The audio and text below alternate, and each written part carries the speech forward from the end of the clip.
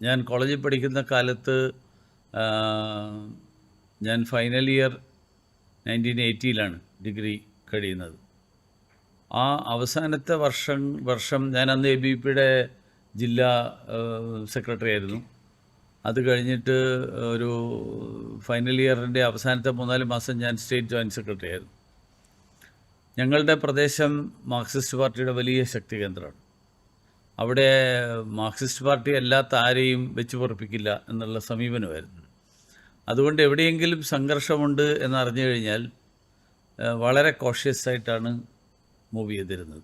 എന്ന് പറഞ്ഞാൽ വളരെ കോഷ്യസ് എന്ന് പറഞ്ഞാൽ ഒരുപക്ഷെ രാവിലെ പോകുന്ന വഴിയിലൂടെ വൈകുന്നേരം തിരിച്ചു വരില്ല. കാരണം അങ്ങനെയൊക്കെ വന്നാലേ ജീവനോടെ എത്താൻ പറ്റുള്ളൂ എന്നുള്ള ഒരു സ്ഥിതി ഉണ്ടായി. ചില ദിവസങ്ങളിൽ തിരിച്ച് വീട്ടിലേക്കേ വരില്ല. ടൗണിൽ തന്നെ ഏതെങ്കിലും സുഹൃത്തിൻ്റെ വീട്ടിൽ താമസിക്കും.